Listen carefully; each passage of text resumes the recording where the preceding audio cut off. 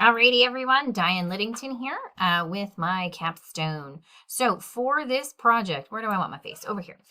For this project, I chose to revamp the lesson that I put in Module 2. So I looked at misconceptions around evolution, and I found this really great natural selection simulation.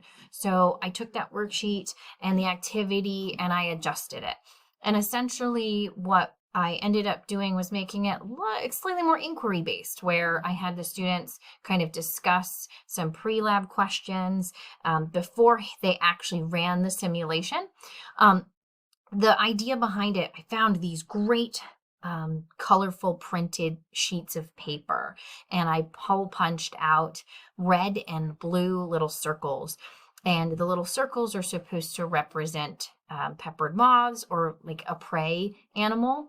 And then students were supposed to use forceps to pick up the little circles off these different backgrounds, representing like the different environments, and then the birds that would eat that prey, or I guess any predatory animal in that case.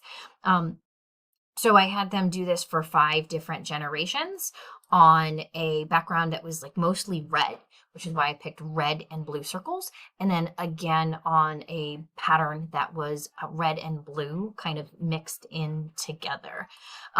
So I got some colleagues who work in the bio department with me to run this simulation. Let's just take a look at how it went. Alrighty, Bird, are you ready? Looking. Okay, tell me when. And turn, Bird. We're got not it. gonna watch the whole thing. Let's do it. I gotta be fast. This is actually hard. I'm It's sorry. hard to It's hunt. hard. No, it's Oh hard my to god, hunt. yeah, it's Yeah, really. it's hard. And some Time is up. Oh my goodness. Ooh. Okay, all right. So That's a there lot were of double. 30. Yeah, How sorry many? about that. So 20, 27. and 29. Okay, so that's us running the simulation. What we ended up kind of learning from this is that it's really hard to do with the pointed forceps. So I'm really glad we ran this. We actually ended up trying it again with flat forceps, and that got us thinking, and we kind of got into a discussion about, hey, maybe we can use that as another sort of component of comparison to look at adaptations, right? Because originally you're looking at the colors of the dots as a protective factor against predation, but the different forceps could model different beaks in the birds and being able to get food. So some edits to the plan is I would have the students start with just 20 circles and have lots of backup extras, because we were finding that even with the flat forceps, we were only getting, we were doubling a lot and getting a whole bunch of extra, which we didn't really need. The other thing that I would do is have different student groups with different shaped forceps. So then that would start a conversation between the other groups, like, hey, wait, how many did you get? Hey, how many did you get? And then they can see the efficacy of those different forceps for that particular food source or these little circles. I just thought that would be a really neat way to get another question going, another possible testable question.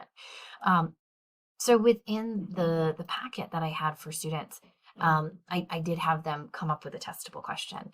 So as far as aligning with my STEM perspective, my STEM perspective fell in 8.3, this kind of concept, like I teach bio, I teach science, and I dabble and I pick in activities that are tech, that are engineering, that are math. And this particular activity is a science activity, but there's math and computational thinking involved in it. If you go and assess the activity, on table 6.2 and table 6.3, I think it does a great job of having students really asking those questions, predicting. I have them hypothesize things beforehand. I asked them to come up with some testable questions. It is a model. This whole system is a model. This is group work. They are collaborating. They're having conversations about what's happening. They are using these computational thinking. I'm moving around. I'm assessing formatively, summatively. These are absolutely standards based. There's questioning techniques involved. So I think part of the I guess areas of opportunity with that, they're not really designing. This is very teacher directed. They have the worksheet. I'm having them do the things. I do ask them to design, like ask a question and design an experimentation. I don't know if I would have them do it or not, or if that would kind of depend on like materials and questions that they were asking. But I would want them to. We would see how it would go. And this isn't super like applicable because like picking out circles, but it is a simulation. It's neat and it's interesting and it's fun, especially if the groups have the different forceps to see what's happening. But we'll see. It certainly is fun and competitive for them.